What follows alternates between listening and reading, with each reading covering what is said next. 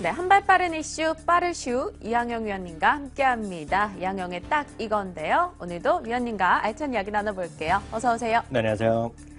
자, 오늘 저희가 어떤 주제를 나눌지 더욱더 기대가 되는 게요. 어제 저희가 이란 핵협상 타결 임박을 놓고 이야기를 했는데 네. 또 밤사이에 또 타결 소식도 전해졌고 관련주들의 움직임도 좋습니다. 자, 오늘의 주제 어떤 겁니까? 요즘 봄철이니까 이사들 많이 가시는 것 같아요. 저만 하더라도 거의 20년 만에 이번에 이사를 했거든요. 네. 그런데다가 뉴스나 TV 뉴스, 공중파 뉴스 보니까 하루가 멀다 하고 아파트 가격이 오른다, 뭐 이런 얘기 막 맞아요. 분부를 떼더라고요. 네. 오늘 그 얘기 한번 해보도록 하겠습니다. 네, 진짜 일단 부동산이 점차 나아지고 있다는 네. 이야기가 많이 들리고 있는데 최근 근황부터 좀 정확히 짚고 갈게요. 가격 상승 실제로 일어나고 있습니까? 네, 이거는 정말 그 개인분들이 혼자 동네뿐만 아니라요. 네. 전체적인 이제 통계를 좀 보셔야 되겠는데요. 부동산 3법이 이제 지난 연말에 통과됐잖아요. 그러면서 계속해서 그 전세 가격이 올라가는 추세가 있었고요. 네. 그러다 보니까 실수요가 좀 늘어나는 것 같습니다. 아파트 매매 가격을 지수로 만드는 통계가 우리나라에 있는데요. 네. 3월 달에 전국 주택 매매 가격이 0.4%가 올랐고요. 전달 대비 올라갔습니다. 매매 가격도 0.45% 올라갔어요. 가격도 오르고 거래량도 올라가니까요. 전국 아파트 지수, 다시 말씀드리면 일부 이제 버블이었을 때 버블 3지역, 강남 장구뿐만 아니라 전국을 나타내는 지수, 국민은행에서 만든 자료가 되겠는데요. 보면 사상 최고가를 가고 있습니다. 그러니까 전국의 아파트를 단일로 봤을 때는 아파트 가격은 최고가가 맞다라고 일단 사실관계는 분명히 말씀드릴 수 있겠고요. 특히 서울 지역은 네. 주택가격, 아파트 가격이 8개월 연속 조금씩 오르고 있다는 것은 사실이다. 이렇게 말씀드릴 수 있겠습니다. 지역별의 차이는 있겠지만 일단 전국의 아파트 가격 지수는 사상 최고가를 기록하고 있다라고 이야기해 주셨는데 그럼 경기가 그렇게 좋은 상황이 아님에도 불구하고 이렇게 부동산 시장이 나아지는 건 이유가 있을 것 같아요. 뭐가 있습니까? 네, 맞습니다. 이거는 이제 민영 씨는 이제 20대이기 때문에 아직 네. 얘기를 못하는데 지금 주로 매매 참여하는 사람이 신규로 사는 사람들이 네. 30대, 40대 다 상대적으로 젊은 층이었다라는 얘기를 많이 하고 있습니다. 네. 통계로 보면 나온다고 얘기하는데요. 사상 초유의 이제 저금리가 이어진 데다가 알게 모르게 엄청 올라가는 게 지금 그 전세 가격이 미친 듯이 올라가고 네, 있잖아요. 맞아요. 그러니까 전세 금액과 매매 금액을 비율로 계산한 게 있는데요. 69.2%. 그러니까 집값은 100이면 전세가 69.2. 이것도 거의 70%. 예, 전국 평균이니까 네. 일부 아파트는 95, 95 얘기 맞아요. 나오니까요. 좀 말도 안 되게 그러고 또 월세가 알게 모르게 엄청 올랐어요. 2012년에는요, 통계를 보면 17%였는데, 네. 우리나라 전국의 2015년, 오늘 현재 기준은 31%예요. 그러니까, 이제 월급 얼마를 받는다고 월세 내면 솔직히 짜증나잖아요. 그렇죠. 그러니까 아예 기왕 조금 대출 받아갖고 집을 사자. 이런 사람들이 실제로 지금 형성되고 있고, 그런 분들 중심이라서요. 예전엔 이제 큰 아파트, 네. 그리고 이제 서울 강남, 우리 있잖아요. 버블세븐 해갖고 목동 이런 쪽이었는데요. 지금 약간 좀 다른 것 같아요. 조금 멀더라도 지하철 한 번에 가는 거, 수도권에 있는 마곡이라고 하나요? 네. 그 위례 신도시 저쪽 그 송파 아래쪽에 있는 네. 그건 저도 가봤고요. 그리고 동탄 뭐 이런 건 신지구가 있는 모양이에요. 그러니까 그런 쪽에 가는 쪽에 이제 그 젊은 분들이 상대적으로 많이 있고요. 특히 강북에서는 요즘 뭐 지하철 서너 개가 다 몰리는 곳이 마포잖아요. 여의도 네, 가까운 맞아요. 거. 마포 쪽이 요즘 또 관심 있다. 뭐 이런 얘기가 현실적으로 사실인 것 같습니다. 네, 출근을 원하는 젊은 맞벌이 부부들이 실수요자로서 급부상을 하고 있기 때문에 그들이 몰리는 쪽에 이 주택 가격이 조금씩 올라서고 있다라는 이야기를 해주셨는데요. 네네. 근데 좀 나아지면 뭐합니까? 사실 부동산 시장이 나아져서 분양이 늘렸는데 실컷 분양했더니 분양은 안 되고 뭐 불은 다 꺼져 있고 네. 빌딩만 서 있는 경우도 많잖아요. 맞습니다. 이게 작년 이맘때만 하더라도 제가 한번 또 그쪽이 좋다고 뭐 집을 이사 갈까 해갖고도 김포 쪽에 신도시 간 적이 있더니요. 네. 텅텅 비어있는 데가 많았더라고요. 근데 저랑 같이 갔다 그때 진짜 샀어요. 네. 그러니까 엄청 할인해서 디스카운트를 사갔는데 그때 입주하려니까 그 전에 1, 2년 전에 샀던 분보다 떨어져 있잖아요. 입주를 막고 이런 게 있었어요, 현실적으로. 근데 어찌됐건 미분양 그래프 하나 또 준비했는데요. 2003년도 이후에 2013년 가을인가요? 13년 이후 요 2003년 이후 최저 수준까지 떨어졌어요. 그러니까 미분양이 많이 줄어들었으니까요. 네. 결국은 언젠가는 이제 분양 시장도 활발해지겠다는 것은 수치로 보더라도 일단 정확히 사실이다. 이렇게 말씀드릴 수 있겠습니다. 그간 부동산 시장의 발목을 잡고 있었던 미분양 문제가 어느 정도 물량 소진이 되고 있는 상황입니다. 그렇다면요, 괜히 좀 마음이 급해지네요. 부동산 시장 조금 더 나아지리라고 보시는지, 지금 가도 되는 건지 그게 궁금합니다. 제가 주식은 좀 알지만 솔직히 부동산은 제가 모릅니다. 그래서 부동산은 그냥 전문가의 의견, 네. 사실관계를 얘기해야 되겠는데 네. 부동산이 일단 인구가 많이 늘어나면 더 몰리니까 부동산 가격이 좋아지고 그쵸? 수요가 늘어날 텐데요. 우리나라 인구 애를 잘 안 낳잖아요. 그렇죠. 출산율 낮아요. 결혼도 안 하려는, 처음부터 안 하려는 우리 방송국 앵커 한 명도 네. 결혼할 마음이 없더라고요. 그러니까 결혼 자체를 안 하고 결혼하더라도 애를 한 명 겨우 날까 말까 하니까요. 그게 보면 지난적으로 노동인구라고 혹시 들어보셨어요? 노동인구요? 네. 일하는 인구인가? 네, 일하는 인구인데 법적으로 보면 15살 이상, 15살 하는 사람 중에서 진짜 일할 마음이 있는 사람, 네. 군인 일을 못 하잖아요. 그렇죠. 그리고 큰 집 가 있는 사람, 아, 큰 집 어딘지 네네네네. 아시죠? 근데 감옥에 가 있는 사람들은 일을 못 하잖아요. 그리고 예를 들어서 이런 분들 있죠. 하늘엔 창조주, 나라에서 그 땅에서 누가 있다는지 아세요? 창조주만큼 무서운 사람, 누구죠? 건물주죠. 아. 네.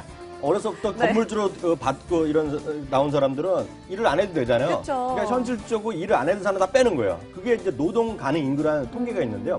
노동 가능 인구가 2024년부터 대한민국이 감소한다네요. 아, 누가요? 이거 제가 얘기하지 안 믿잖아요. 그쵸, 안 되죠. 맥킨지 보고서에서. 정확하게. 정확하게 네. 맥킨지 보고서 3월 달에 낸 보고서가 2024년부터 노동 가능 인구가 줄어든다는 거예요. 그러니까 노동 가능 인구 줄어들면 그러니까 수요가 좀 아파트의 수요가 네. 좀 현실적으로 줄어들 수 있겠고요. 네. 또 상대적으로 보면 금리가 좀 워낙 최저금리인데 경기가 좋아지면 금리 좀 올라가잖아요.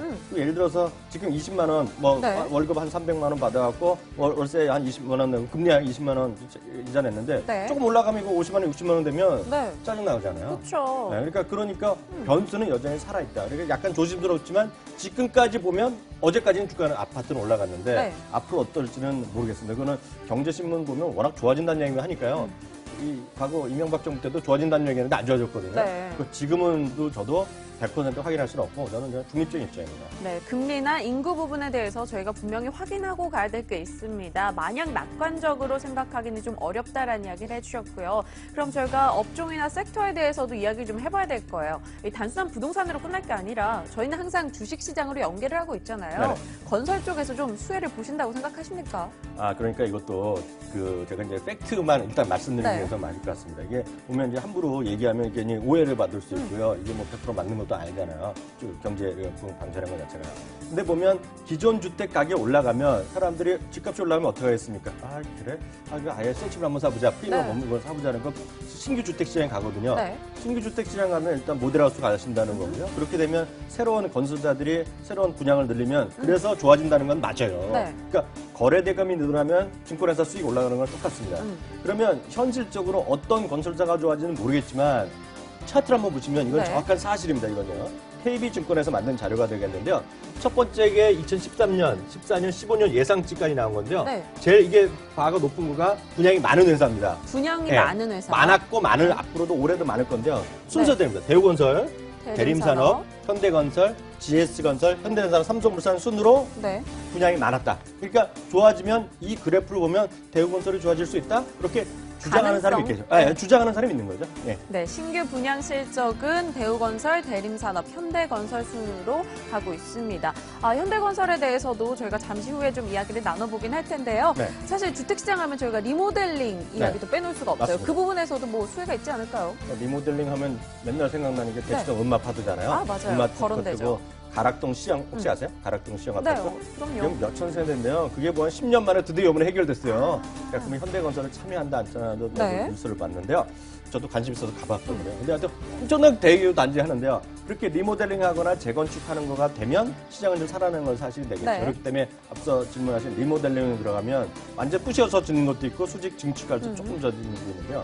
리모델링과 관련된 기업들도 분명히 호재가 있다? 그거 분명히 맞죠. 그렇다면 호재가 있다 해서 끝나면 안 됩니다, 위원님. 관심주, 수혜주 골라주셔야 될 것 같아요. 오늘 네. 어떤 종목도 언급하십니까? 저는 이렇게 보고 싶은데요. 현대건설 아까 질문 나온 거. 네. 이거 현대건설 좀 말씀드리겠는데요. 현대건설 앞서도 보였다시피 지금 3위입니다. 지금 아파트 분양 3위인데요. 예전에 보면 압구정 현대하면 하나의 그 상징이었잖아요. 알아줬죠. 최고였는데요. 얼마 전에 조사한 걸 보니까 제조사가 아니라 현대건설에서 조사한 거 보니까 네. 그 선호도가 당연히 1위는 삼성 레미안입니다. 지금. 그리고 현대건설을 지은 거는 이름도 브랜드 잘 모르겠어요. 네. 현대건설은 3위, 4위로 떨어져 있어요. 그래갖고 정몽구 회장이 네. 특명을 내렸네요. 네. 3년 안에 1위로 올라서라. 다시 1위를 네, 탈환하자. 그러니까 힐스테이트 같은 거 네. 기억나는데 힐스테이트 1위를 올리려는 거예요. 그만큼 그룹에서 전력 지원한다는 얘기였고요. 또 하나가 삼성동 한전 부지를 개발하잖아요. 땅만 간반 10조 원 샀고 앞으로 수십조가 또 들어갈 거잖아요. 네. 그러면 전 생각해 보세요. 뭐 기대감뿐만 아니라 아파트 대단일 어떤 그 프로젝트를 하는데 현대차 그룹에서 갑자기 삼성이나 포스코나 롯데나 대우 이렇게 줄지 모르니까 주겠어요? 자기네한테 주지 않을까요? 자기한테 줄 거 네. 아닙니까? 그러니까 이거는 뭐 어렵게 할 길 없이 저는 현대건설은 따놓은 매출이 나올 것이다. 아하. 정해진 매출이 나올 것이다. 그래서 현대건설이 좀 좋아 보이겠고요. 건자재 쪽은 KCC가 이게 네. 현대 범현대 그룹 가문이잖아요. 그래서 KCC도 좋아 보이고요. 굳이 또 하나 말씀드리면 전세나 월세 다닐 때는 네. 다 짜증나니까 물건도 그냥 쓰고 그러잖아요. 네.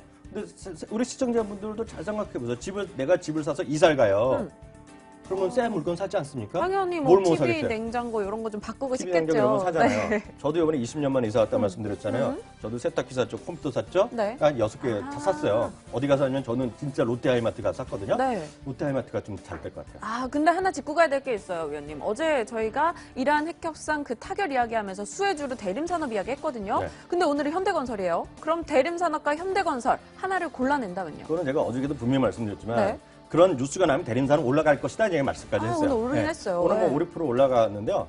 저라면 어저께 사신 분은 고맙다 이렇게 생각할 거예요. 그냥 네. 운이 좋았다는 거고요. 펀더멘탈이랑 전혀 상관없이 과거에 친했다. 그러니까 과거에 친했기 때문에 지금도 친하게 이란이랑 뭐 하지 않겠냐 기대감인데요. 네. 그보다는 확실한 것은 삼성동 부지 개발 누가 하겠냐. 이거 답은 제가 할인대건설에 좀 더 안심이다 이렇게 말씀드리시네요. 네, 알겠습니다. 오늘 저희가 주택시장 이야기 해봤는데요. 그에 따른 장기 수혜주로서 이항영 위원님은 현대건설 꼽아주셨고요. KCC 역시 관심이 높다라고 이야기해 주셨으니까 관심 갖고 대응하시기 바랍니다. 오늘도 EMTN 이항영 전문위원과 함께했습니다. 위원님 고맙습니다.